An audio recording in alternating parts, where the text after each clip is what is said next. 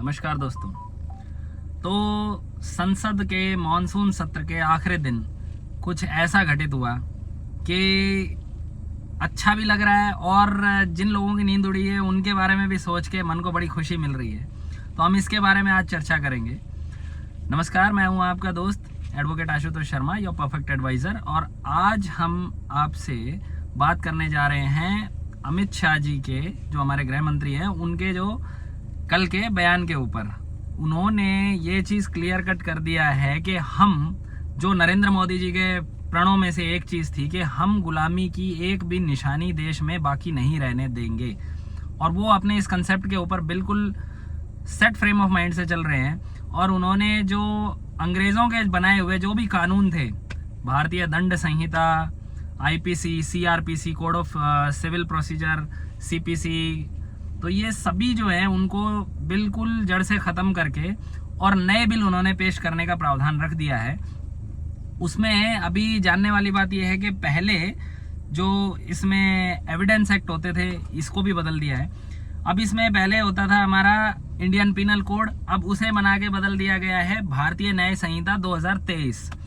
Code of criminal procedure जो CrPC होता था, अब उसे भारतीय नागरिक सुरक्षा संहिता 2023 का नाम दिया जाएगा।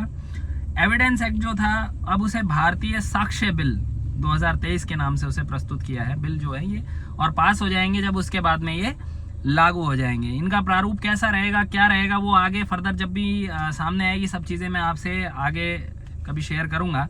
लेकिन ये एक टू बी वेरी प्रिसाइज अगर देखा जाए तो इन्होंने ये बहुत अच्छा इनिशिएटिव लिया है। गुलामी की सारी जंजीरें जो हैं उनकी, जब हमारा देश तोड़ के निकला तो उनके कोई सबूत चिन्ह कुछ भी बाकी नहीं रहना चाहिए। आईपीसी इस टोटली जो है वो अंग्रेजों के बनाए हुए कानून से कानून को ऐसे का ऐसा छाप दिया गया था, बस हमारे ऊपर इम्पोज था। गुलामी की एक सबसे बड़ी निशानी थी। बीच बीच में कुछ, जब मोदी सरकार आई थी तो उन्होंने 100-125 कुछ ऐसे एक्ट्स थे जिनको ख़त्म भी कर दिया था, जो कि अंग्रेज़ों के समय के थे, और उनमें संशोधन भी कर दिया था, जो कि आज की तारीख में हमारे देश में लागू भी नहीं रहे, वो हटा भी दिए गए थे। लेकिन कम्प्लीटली इसको ख़त्म करने का इनिशिएटिव जो लिया है, आउट ऑफ द वर्ड है, मतलब यानी कि लोगों के सोच से समझ से बाहर है और अचानक से सरप्राइज़ दिया है। हम इसे अच्छी चीज़, अच्छे तरीके से पॉजिटिव वे में लेके चल रहे हैं। मेन तो उससे एक दिन पहले तो मोदी जी ने जो है विपक्ष की धज्जियां उड़ाई दी थी। कितने टाइम से उन्होंने मणिपुर हिंसा पे कुछ बोल क्यों नहीं रहे, अविश्वास प्रस्ताव भी लेके आए, और अविश्वास प्रस्ताव के ऊपर भी उन लोगों ने कोई बहस नहीं करी। राहुल गांधी जी ने जो थोड़ा बहुत बोलना था सो बोल दिया, ठीक है। अरे भाई, बड़ी मुश्किल से तो तुम्हारी सांसद की सदस्यता बची है, क्यों तुम बार बार, एक कांग्रेस है ना, अपने उसी, जो कि मोदी जी ने अपने भाषण में बोला था, अपने उसी पुराने मामले को बार बार अलग अलग तरीके से लॉन्च करने की कोशिश कर रहे हैं, अपने उसी प्रोडक्ट को। तो वो बार बार जो है देश की जनता उसे वो एक्सेप्ट नहीं कर रही, रिजेक्ट कर देती है। तो असली खुलबुलाहट तो इनके ये चल रही है दिल में। मोदी जी जो कह रहे हैं कि उन्होंने मणिपुर के अंदर क्या किया क्या नहीं किया, उसके बाद वो तो उन्होंने सुना ही नहीं, उससे पहले तो वो वर्कआउट कर गया। उन्हें पता है कि अब इसके ऊपर वोटिंग्स होनी है, अविश्वास प्रस्ताव के ऊपर वोटिंग से पहले तो वो वर्कआउट कर गए। उन्हें पता है ना उनकी औकात क्या है। वो तो विपक्ष तो पूरी तरह से साफ ही था। ये तो बीजेपी ने जो है उन्हें विपक्ष के बतौर सिलेक्ट करके कि भाई हाँ, देश में एक मजबूत विपक्ष होना जरूरी है, हमारी जवाबदारी बनती है। विपक्ष का काम क्या होता है, अगर कोई चीज़ हो, सही हो रही है, देश हित में हो रही है तो अच्छा है, नहीं हो रही है तो उसके बारे में बताएं, डिस्कस करें। ये लोग तो दुष्प्रचार करने में लग जाते हैं यार। कितने अच्छे, आज तक बीजेपी ने जितना भी काम किया है वो तो पब्लिक जानती है कितना देश हित में रहा है और कितना नहीं रहा। अरे भाई, इनको तो एक चीज रट रखी है कि मोदी ने अगर छींक भी दिया तो वो देश हित में नहीं है। भाजपा ऐसे, भाजपा वैसे। अरे भाई, इन चीजों से उठो। तुम देश के सामने, देश की जनता के सामने जो अच्छा है उसको एक्सेप्ट करो कि ये अच्छा किया। जो गलत है, अपनी इमेज तो मत खराब करो। तुम मोदी पे कीचड़ उछाल रहे हो, और बकौल उनके ही पहले कहा हुआ है, जितना कीचड़ उछालोगे कमल उतना ही ज्यादा अच्छा खिलेगा। स्पष्ट बात है।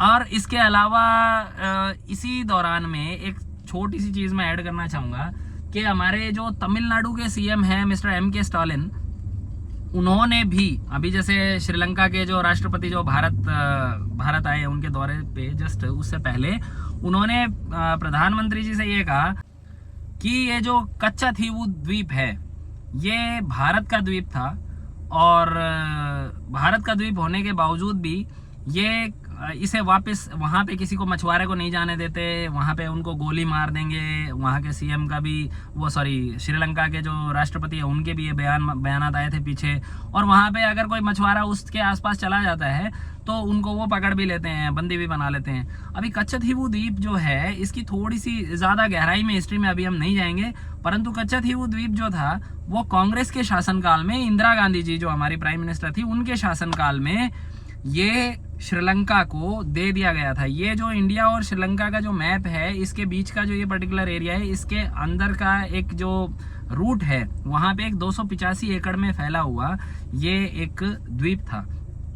ये जिस राजा के वंशज जो थे, राजा जो थे, जिन राजा का ये था, उन्होंने भारत में इसका अंग्रेजों के साथ में विलय कर दिया था। और अंग्रेज जब इंडिया छोड़ गए, ऑब्वियस सी बात है ये इंडिया के उसमें ही आना था। लेकिन इस पे जैसे तैसे करके कई बार चलती रही जुमलेबाजियाँ, और बाद में श्रीलंका को कांग्रेस ने एक ट्रीटी साइन करके और उनको दे दिया। भाई इसके ऊपर बात करो ना, ये हमारा ये कैसे दे दिया तुम लोगों ने। और स्टालिन साहब ये कह रहे हैं कि भाई ये इसे दिलाया जाए। अरे भाई तुम वैसे मौका लगता है जब तो तुम कांग्रेस के अंदर घुस जाते हो, और अब ये बात नहीं कहोगे। विपक्ष को जब घेरने की बारी आती है तब तुम नहीं बोलोगे। तुम्हें तो बस ये है कि कोई भी वहाँ का देश का नेता, राजनेता जो उधर का अगर देश में आ रहा है और उनसे किसी तरह से कोई, हम अगर देश के लिए, देश हित में कोई ऐसी कोई ट्रीटीज़ हैं, क्योंकि चाइना श्रीलंका के ऊपर अपना शिकंजा कसता जा रहा है, वो तो वहाँ पे अपनी प्रॉपरली एक अलग से, चाइना जो है अलग से एक नई कोलंबो सिटी डेवलप कर रहा है भाई। और उसको अगर हम कूटनीतिक तौर पे, सामरिक रूप से अगर हम किसी तरह से अपने देश से मिलान करके रखें, क्योंकि वहाँ पे भी तमिल यूज़ होती है, हमारा भी साउथ में जो तमिल लैंग्वेज जो है वो तमिलनाडु स्टेट में कुछ जो है हमारे ये आपका जो पड़ता है ना आंध्रा वगैरह में, इधर थोड़ा बहुत चलता ही है। तमिल तेलुगु ये थोड़ा बहुत कॉमन सा ही है। वो लोग यार प्योर हिंदू हैं और वो देश के खिलाफ जा रहे हैं धीरे धीरे, तो ऐसा कैसे चलेगा। इन चीज़ों को आप करने दो, देश में भड़काऊ सिचुएशन मत लेके आइए। ये सोच रहे हैं कैसे 2024 के इलेक्शन से पहले हम मोदी को ये कर दें, वो कर दें, पब्लिक के अंदर कुछ बदनाम कर दें, ऐसा कुछ भी नहीं होने जाने वाला। पब्लिक जो है अपनी समझदारी से देखेगी, भाई उन्हें कांग्रेस में कुछ अच्छा लगेगा तो कांग्रेस को देंगे। इंदिरा गांधी थी, इंदिरा गांधी को कैसे बहुमत से जिताया था उन्होंने, जो आज मोदी का हाल है वैसा इंदिरा गांधी का था। इंदिरा गांधी जी के समय में जो सबसे बड़ी जो ऐतिहासिक भूल हुई है वो इमरजेंसी लगाना, और इमरजेंसी के पीछे भी सबसे बड़ी जो प्रॉब्लम्स थी वो संजय गांधी की बदमाशी थी। संजय गांधी ही जो बकौल जो आई के गुजराल थे, जो उस टाइम पे शायद ब्रॉडकास्ट मिनिस्टर थे या क्या थे, अल्टीमेटली संजय गांधी ने मतलब AIR को अपना अड्डा बना लिया था, ऑल इंडिया रेडियो को, जो होता अपना मैसेज कन्वे कर देता था, और वर्चुअली PMO को भी खुद ही हैंडल कर रहा था, माँ से कोई लेना देना नहीं, वो बिल्कुल तानाशाह था।